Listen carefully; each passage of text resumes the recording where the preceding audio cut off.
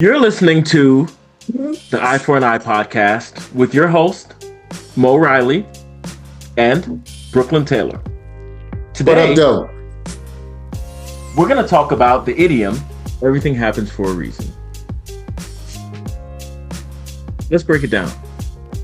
Let's go.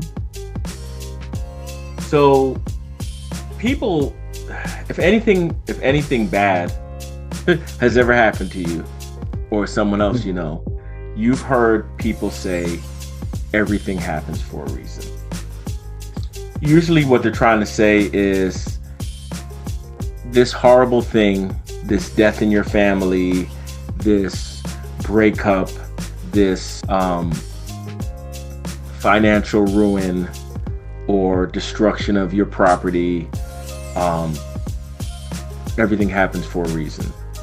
God, the universe, whatever. It's always something out of your control, right? Right. And so we're going to talk about what that phrase means, why that's important, or even is it important? Is it necessary? Is it reasonable? Is there a time and a place to say it when it's absolutely too soon, right? If someone is just in someone else's arms, telling them, everything happens for a reason, even if in some way that's true, is that helpful? So what do you think when you hear, Mo, what do you think when you hear everything happens for a reason? I think traditionally it's used as a means of comfort. It's supposed to be a means of refraining pain, as purposeful or redemptive. It's supposed to help people persevere through hardship, But I worry about it because one thing it can do is it can invalidate real suffering if used carelessly, I've never kind of liked this particular phrase, and I'll tell you why. Because now that I'm 50 years old, a couple of things that I've realized, that a lot of things happen involuntarily because of something that I may have omitted or didn't do voluntarily. You know what I mean? And okay. So... break that down. Well, I have this saying, and that saying is, complex situations are usually a series of simple things that went unnoticed, untaken care of, or ignored. So now everything is complex. When if we had did the simple things, if we had paid attention to the red flags, if we had if we had left on time, we wouldn't be rushing, or other things like that. I always think that those type of things that happen is usually because of some level of carelessness in the beginning or earlier on. But now that I've gotten older and a little bit wiser, I see that there are times when that's not particularly true. But that's why I kind of always never really liked the phrase, because when you're young and you're idealistic and you're full of vigor like I was, you think that, you can control not only yourself, but everything around you. But as I've gotten older, I've kind of softened my stance on that.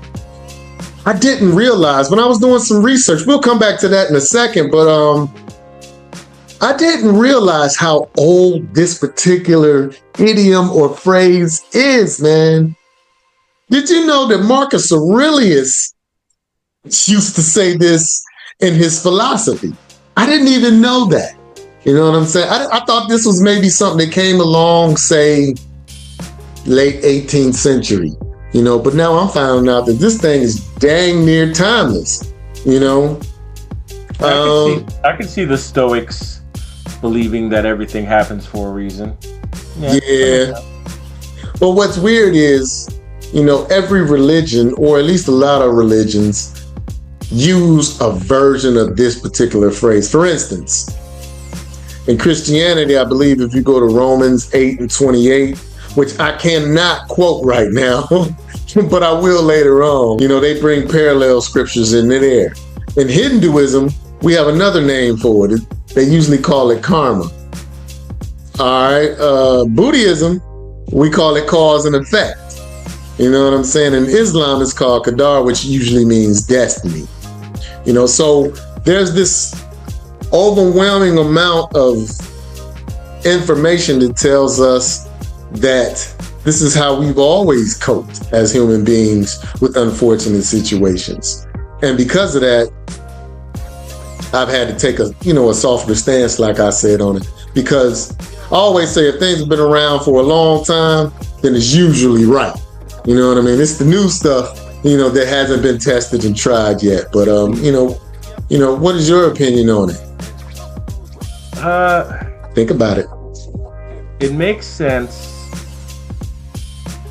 It makes sense to me that human beings would use it to cope. Mm-hmm. Why do I say that? Because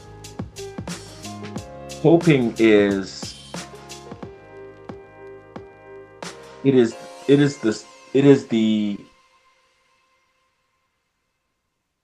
all living things have the capability of suffering, right? For instance, for instance, if you are a deer, you live outside. It was just storming here earlier. I mean, storming very, very heavily. It's storming here now. If you're a deer, you live outside. You live outside when it's 100 degrees. You live outside when it's 30 degrees. You live outside when it's storming. You live outside when it's snowing, right? There's a bird that doesn't. I always see them in winter. They don't leave Maryland in the winter, right? Because they're a tiny bird. I want to say it's the. Those who know me know that I'm an amateur ornithologist. So I study birds. It's probably the tufted titmouse. Correct me in the comments if I'm wrong. Pretty little bird. But this bird can regulate its temperature internally so that it does not freeze to death like other birds would when it's cold and snowing outside. Very few birds can do this. This bird can. So this bird doesn't have to fly south because he's just simply not going to freeze to death because nature has adapted him to that. The thing about everything happens for a reason is that humans always need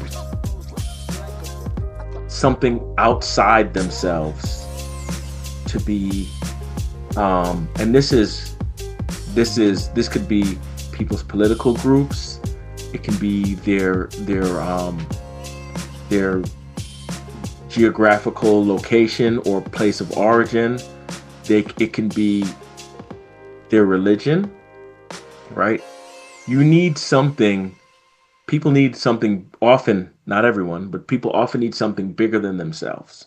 So if everything happens for a reason, then the reason that this tragic circumstance occurred is more palatable, because in actuality, a lot of things are completely senseless, right? Perfect example. I was watching a social media person, and he was talking about, he said someone disappeared, and he said they disappeared just like Jesus did during slavery. And people were in the comments like, why Jesus catch a stray, this and that? And he's just like, well, where was he?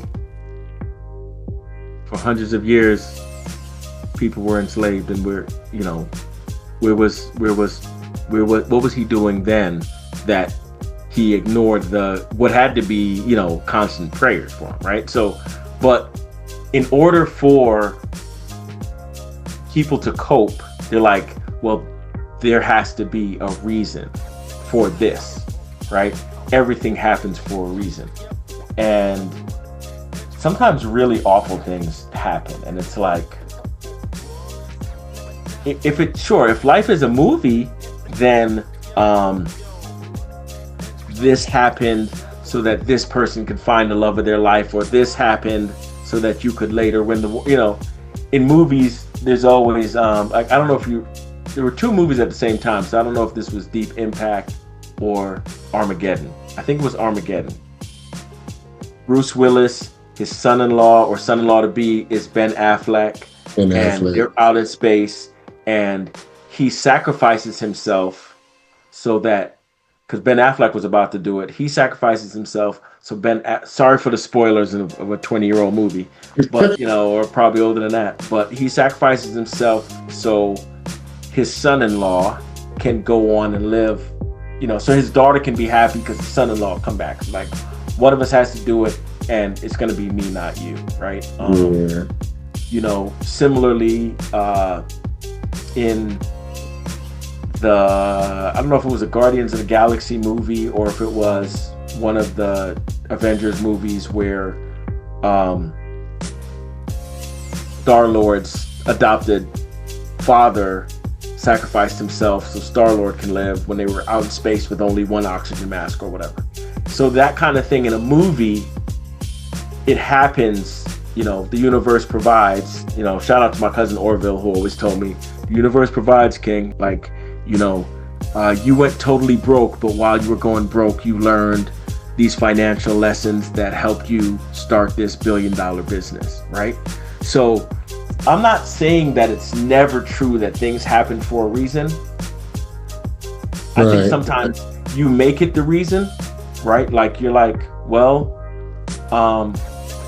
my grandfather wasn't a good dad, and then my dad wasn't a good dad, and I decided one day for that reason that I'm going to be the best dad ever, and I make an effort every day because of that, right? So there were just like, and some people are mean about it. Like, I was watching something, and it was some kind of comedy situation, but it was a woman, and she was saying LeBron James doesn't know who his dad is, or never actually. He probably does by now, I'm sure, with his resources. But like, he wouldn't be this successful person because he'd be a different person if he knew his dad. But that's not necessarily true. Steph Curry knows his dad, and he's just as great, right?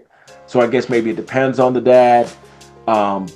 Their opposite circumstances basically led to the same place, right? Like, when your dad is in the NBA, like Kobe's dad, Klay Thompson's dad, Steph Curry's dad, you have a resource. You literally have an NBA player who can teach you how to play basketball. Oh, and you happen to have half of his genetics, and because he was a professional basketball player, he likely found someone with pretty good genetics, so either I don't know, however helpful those genetics were, right? So that kind of thing where, from a scientific perspective, yes, things happen for a reason, right? If something ever catches on fire, there's a scientific reason it caught on fire. I say that something caught on fire while I was at work today, but that's definitely a story for offline. But that's what it is. So everything happens for a reason I learned about something recently called the banal platitude. And I learned about it so recently that I'll actually read the definition instead of freestyling. Banal platitudes are trite, obvious, and overused remarks offered as if they were insightful or profound. They are often used to offer comfort or advice, but lack genuine meaning or impact. Essentially, they are unoriginal phrases that have been said so many times they have lost their value. I think that, for the most part, in my humble opinion,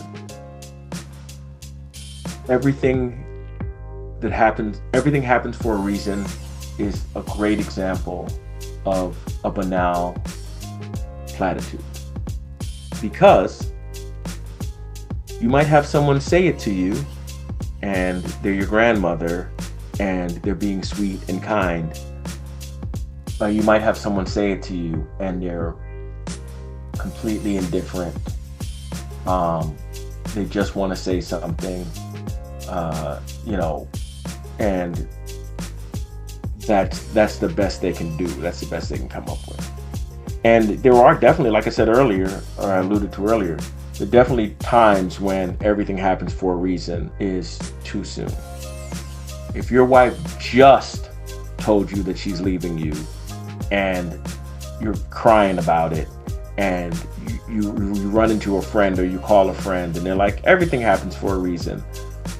No, it's too It doesn't soon. provide much comfort, right? Yeah. That provides zero comfort. Like, you're just trying to deal with it and tackle with it. I'm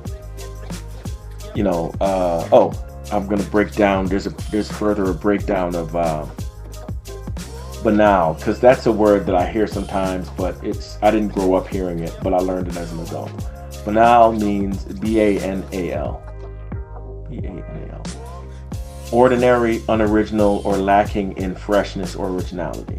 A platitude is, as I said earlier, a trite or obvious remark, right? And there are a lot of, to build a language, there are a lot of platitudes, and basically Right. most of life is banal. So banal platitudes, that word that phrase makes sense to me, almost immediately. Idioms. I don't know if I've ever told you this, because you do a lot of idioms on the show. You of course know my twin Jody. So what happened is, she goes to South Korea and she's teaching English. Mm-hmm. And she gets to the chapter about idioms. There are no idioms in South Korea. What? There are no idioms. Idioms do not exist. You would have to explain to someone the concept of idioms.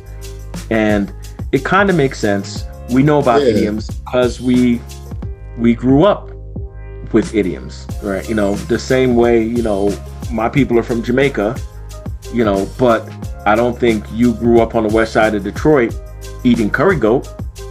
Nope. So I sure did not. So it's some things are completely normal. So yeah, anyway, so she had to teach them the concept of idioms, and it was fascinating when she told me about it, because you could say something. We take idioms for granted, but if you say something in another culture or in another language, it wouldn't even make sense, because they don't do that. They don't use that literary device, So they're very literal speakers over there. Like, there is no poetic or philosophical means of saying anything. It's like it is or it isn't, or wouldn't go that far. I'm sure that there are very poetic ways and to say it, especially for what we spoke about, in the other podcast about culturally being indirect or being super polite or being whatever. But they just don't have idioms, and it's slightly tough to grasp, because we do, it's just like there are certain languages where every word is either masculine or feminine. We don't do that here. Right. We don't. But yeah, go ahead. Yeah, man. I had something to say regarding all of this, but I want to take a quick sidebar before we continue on with the conversation. Sure. Yes, of course, this podcast is called I4NI. Now, allow me to break that down. See, when I was in Marine Corps boot camp in Parris Island, South Carolina, 3rd Battalion, India Company, Platoon 3052, when I would go to the chow hall, which is, a cafeteria or, the calf, whatever you college bound, you college folks call it, who didn't go in the military. Whenever I would go to the chow hall, there was always this guy there, and he was a Muslim, and he would always give me all of these different idioms, right? And I had no clue what they meant, but because I was in boot camp, I really couldn't stop and have a conversation with him. So he would just say these phrases of wisdom, and like it's what? weird. Like, for instance, these young cats beat around the bush, or, gosh, he used to say so many that I can't, don't put me on the spot like that. It is what it is. All that other stuff. Idiom is a phrase or expression that has a figurative meaning different from its literal meaning. Right. So, kick the bucket does not literally mean to kick a bucket, but that's the thing, and that's what she explained to me about Korea. If you said that somebody kicked the bucket, right, they were likely to be like, why did they kick your bucket? And it's like, that's not what I was trying to say, right? Right, yeah. And so, well, when you think about it from a learning a different language perspective, this kind of sounds crazy, right? Like, why don't you just say what you mean? Hit the books, break a leg. What? Break a leg. I remember I used to hear that. Yeah. Bite the bullet. Yeah. Burn the candle at both ends. These sound like instructions of a person that's insane. Yeah. But quickly back to my story, right? He would always give me these different idioms, and I would always kind of have this confused look on my face, like, why is he telling me this stuff? And like I said, we never could really have a conversation. And one day, I remember he asked me, or he gave an idiom, and he looked at me and he said, "Recruit, you know what that means?" And I remember being like, "Well, no, sir." And he was like, "Man, every day y'all come in here, I give you these different idioms, and you just have this confused look on the face like a bunch of idiots, right?" He says, "All I'm doing is giving idioms for an idiot." And that always stuck with me, right? So that was rude. I know, right? But what it taught me was, it really did teach me to pay attention. Now, later on, I ended up getting on mess duty, which means I worked in the chow hall. It just so happened to be in 3rd Battalion. And that's when we were able to start talking, because I made it a point, because I was a squad leader, to start working for him. And he would break down all of these different, the meanings of all of those different things, but from a more or less religious perspective. And I never, and I began to understand it. But he used to always say, "Man, I give all these idioms, it's just giving an idiom to an idiot, or idiom for an idiot." And I always used to say, yeah, I for an I, right? The letter I for an I. And so that's why I decided to call this podcast. You call this podcast Idioms for Idiots? For an idiot, yeah. So it's almost like I'm talking to myself. And I've never explained that. I probably should have explained it on the very first episode. But that's where I got the concept from, is that, I'm literally learning I'm an idiot learning idioms. And when he taught me all of these things that he would teach me, I actually got wiser and wiser and wiser. And that's why I decided to go with that name. And plus, I4NI is easy to put in the hashtag, and it's just easier instead of, spelling out the word I. But anyway, what do we used to say? All the way up, all the way down. Yeah, all the way down. Yeah. Shout out to Dre. I'm pretty sure that came from Dre. Yeah, it did come from Dre.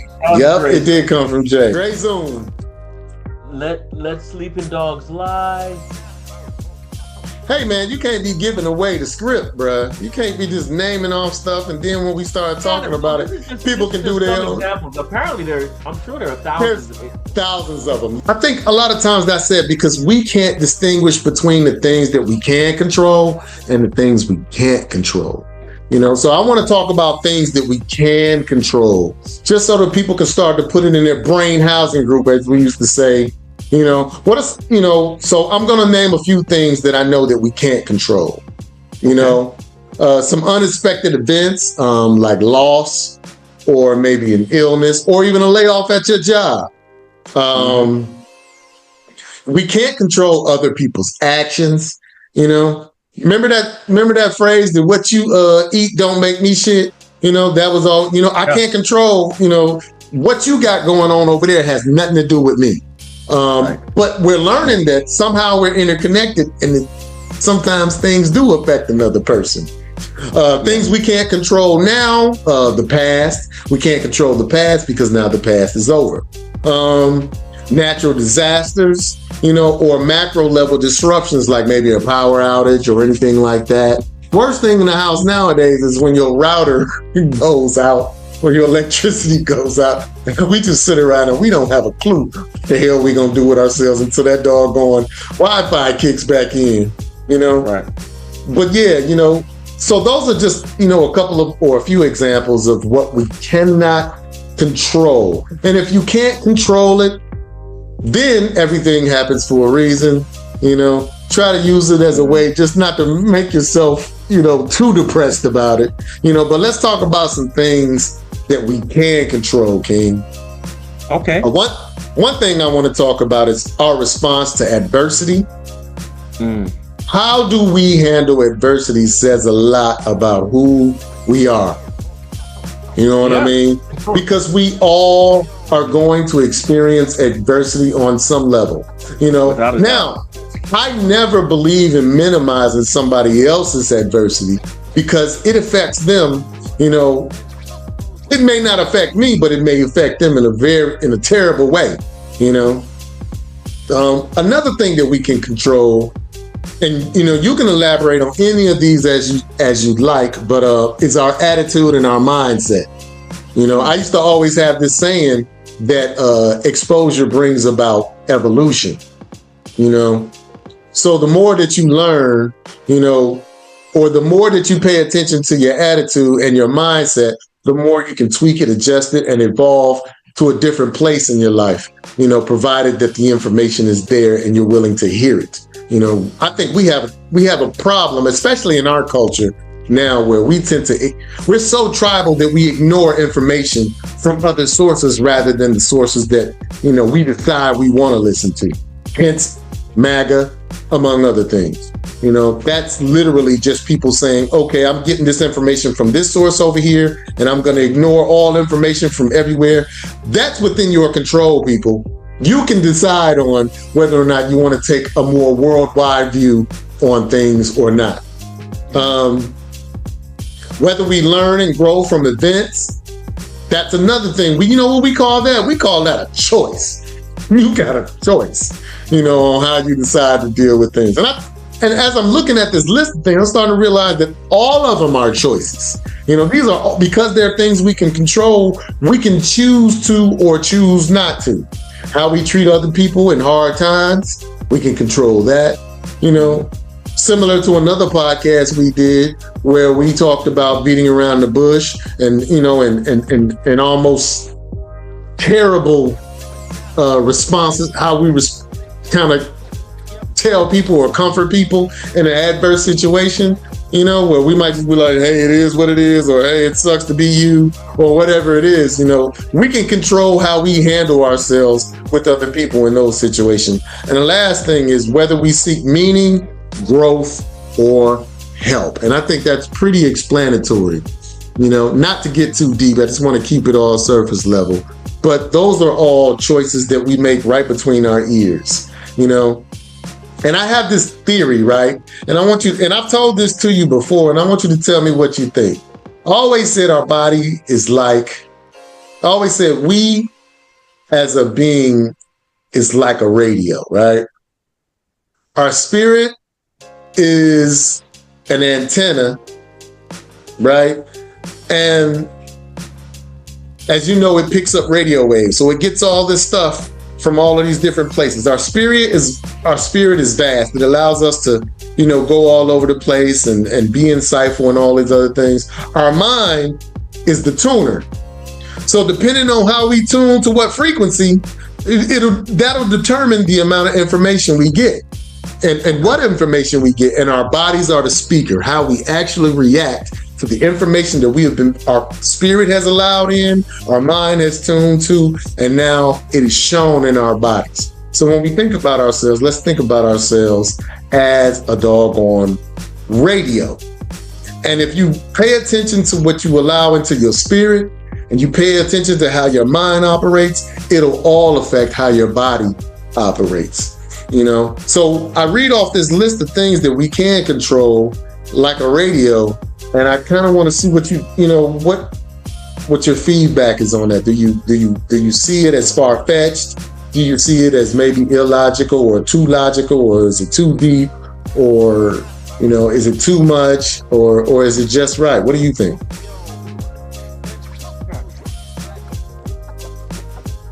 I think that I agree that it is very important. It's very important to understand what you can control and what you cannot control. Because when you don't understand that difference, then you are worrying about and taking action against or for things that you cannot affect change on, right? So if you you don't have your own chickens, you don't control what eggs cost you. The price of the eggs is the price of the eggs, right? Or the price of the gasoline is the price of gasoline. You control what you can control, right? You can decide. What's not in your control is the price of gasoline. Right. But there are things you can control, right? If you work from home, gasoline is less of a factor.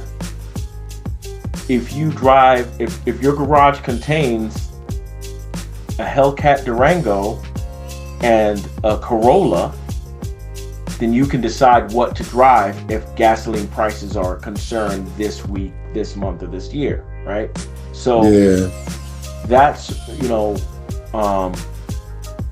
you complaining about high gas prices, and I'm like, you're only going to the store. You know that you don't have to drive the 8 miles per gallon Hellcat. You can drive the 50 mile per gallon Corolla.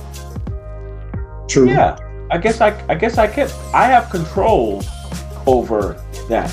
I cannot control the gas prices, but I can make decisions to where the gas prices don't hurt me as much as someone who doesn't have a choice, right? Their only vehicle is a gas guzzler and they have to use it because they have to get to work, right? So we can control our own actions, our own thoughts, our own reactions to the things we cannot control, right? Like, we're Marines. We came up brainwashed by the Marine Corps to not use an umbrella for our personal, for our personal use, only to use it to hold over women, right? Protect them from the storm. But you can also, we're no longer active duty Marines, so we don't necessarily have to do that. It took me years, and I still don't. Frankly, I still don't. I don't carry an umbrella for me. I have one in the trunk in case. Same here. I don't use mine either. I use it for my wife, but I don't use it for me. Right. So, you get my point. My point is that absolutely we control what we can control, but you have to remember to do that, right? You control how you respond to things. And, we talk about young Mo, young Brooke. The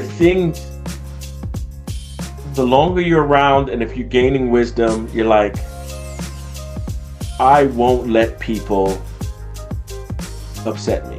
I won't let people bait me into a fight or bait me into an argument, or I won't let people gaslight me, right? Like, you can control, as long as you're not in a situation where you're literally handcuffed to, something or whatever, you can decide to remove yourself from certain things, or you can decide, you can decide to move, literally or figuratively. You're like, you know what? This is not what I'm trying to do, or this is not healthy, or this is going the wrong way. I'm not going to do this. And I have control, and I can say when I'm not going to do something, or when I am. I'm going to ask some questions real quick that I want people to contemplate for a second. Not necessarily, these are more rhetorical questions. I'm not asking you to answer because we're starting to get, short on time, but I kind of want to ask these questions so people can take a look at it. Please answer in the comments. And don't forget to like and subscribe to the I4NI Podcasts. All right. I want everybody to reflect on this and think about these questions. Do you believe everything happens for a reason? Why or why not? What is one event in your life that seemed pointless at the time, but now it has meaning? Ask yourself this. How do you balance acceptance with personal responsibility?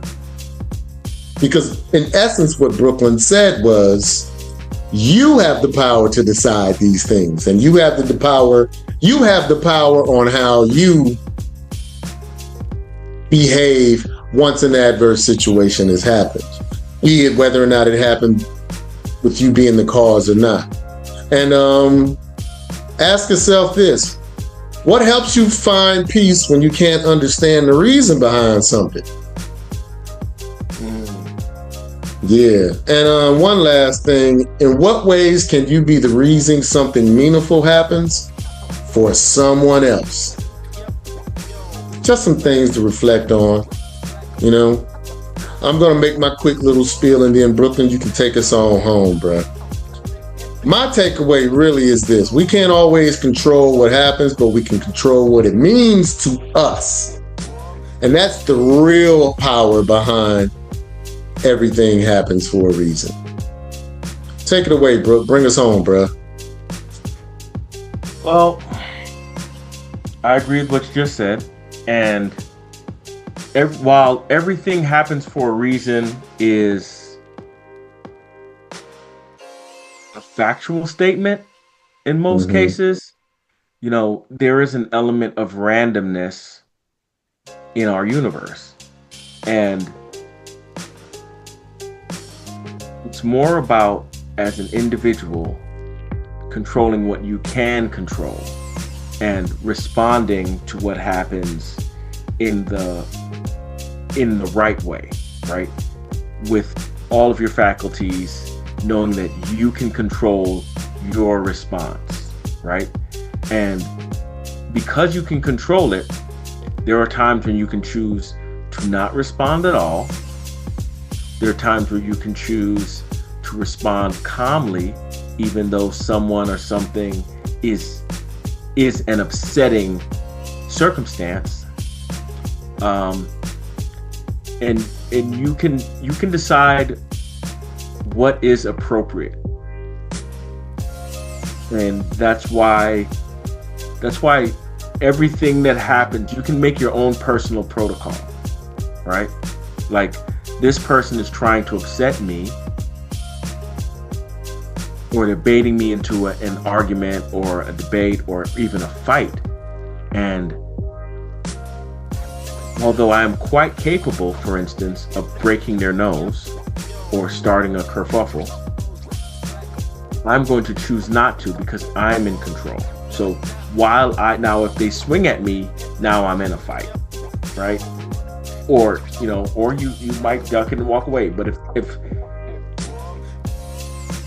while I still have options, I'm going to choose the best option. And that's how you control what you can control. You use your resources, you use your experience, you use your wisdom, and you make the right choice. So everything happens for a reason, but sometimes the reason is because you're making mistakes. Sometimes the reason is because you're stupid, right? Like, some things happen to people because they're stupid. And True. There are times when people do, if you are, there's a video where a gentleman is making a video and he steps outside of his truck and starts dancing next to the truck. And it's a lifted pickup truck. And the back tire, because it's poking out from the side, the back tire catches his foot and throws him to the ground, and the truck runs over his leg. And surely he broke his leg and his, MCL and everything in several places. But that was stupid.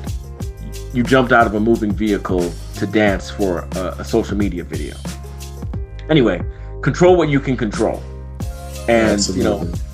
We all make mistakes and things happen in life and things happen to us, but the universe provides, and you have to control what you can control. And that's the key to a better life, actually making the right choices with what you can control. I'm Brooklyn, and that's my thoughts on that.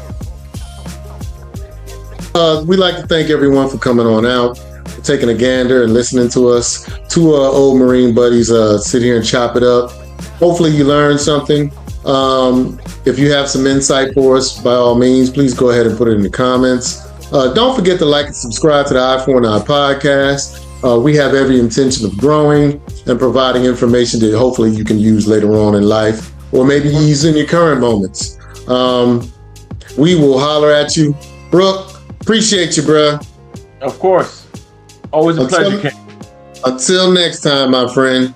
Until next time. Cheers. Cheers. I4NI. One.